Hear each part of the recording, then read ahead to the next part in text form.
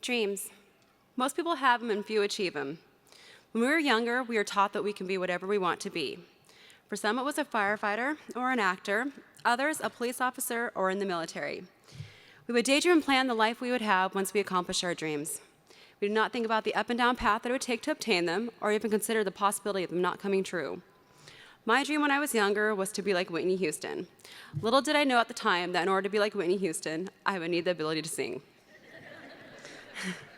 Somewhere between childhood and adolescence, we start to abandon our dreams. Fantasies are replaced with reality.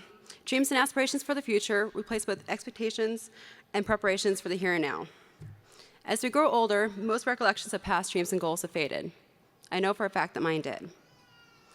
I remember when I started to give up on my dreams. It was the day I began to realize just how big the world was. To avoid issues in my life, I would escape to my own little fantasy world, Population 1.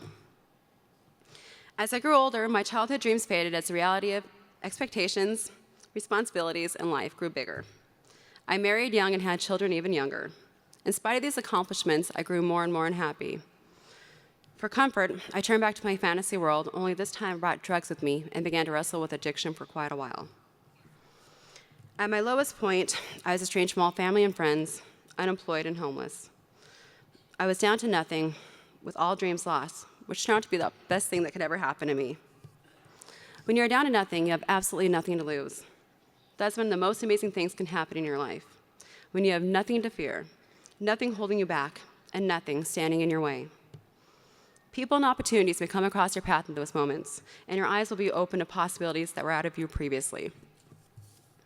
I remember when I started to dream again.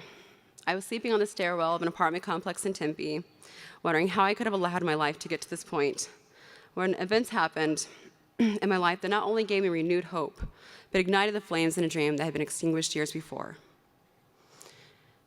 This dream began with the passing of my grandparents. They were the ones that protected me, encouraged me, and loved me no matter what wrong I did.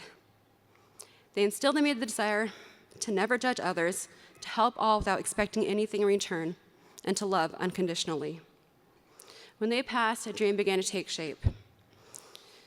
Years later, my children were involved in a car accident that left my daughter with scrapes and bruises, my son with a torn aorta, and my baby boy paralyzed from the waist down. After these devastating events, I vowed to help those in need. I made a commitment to make sure that no one endured the pain and suffering that my family and I experienced. I would become a missionary family practitioner and help people for free. I plan on traveling the world, helping people in need, and giving each person a little bit of hope. Homeless, addicted to drugs, and completely alone, the possibility of ever obtaining my dreams seemed far-fetched, completely unrealistic, and definitely unobtainable. People discouraged me from my dreams, pitting shreds of doubt into my goals and dreams. Sadly, I believed them. I began a journey that would lead me into the past of some outstanding people and opportunities that would help to shape my dream. I quit doing drugs, gained full-time employment, reconnected with family and friends, and returned to school after 10+ years. Going back to college helped me to achieve something that no amount of money, time, or events has been able to duplicate. It helped me to believe in myself, giving me the strength to achieve my dream.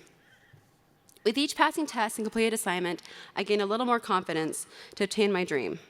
With the help of an amazing support system, an ever-growing faith, and a college to help to restore my hope, I stand before you today, no longer a victim of my own reality, but a woman that is doing something that few do in their lives, accomplishing my dreams. I share my story with you today not to gain sympathy for most of the events that happen in my life or my own doing. Instead, I stand before you today, humbly, to encourage you all, or hopefully at least one of you, to stop.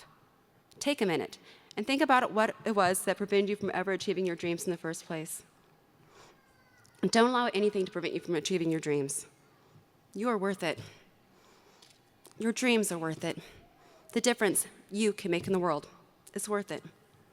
Once you remember that moment, stop again and think about what it was that inspired your dreams in the first place. Is it something that you were truly passionate about? Does it put a smile on your face just thinking about it now? Once you remember that moment and what motivated you, hang on to it tightly Let it be your driving force.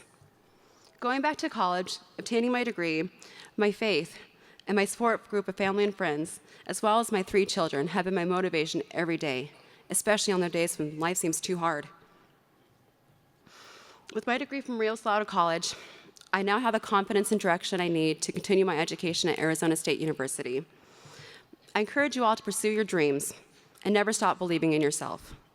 Don't allow time to slip by with regrets and what ifs, for tomorrow's never guaranteed, and yesterday will never happen again.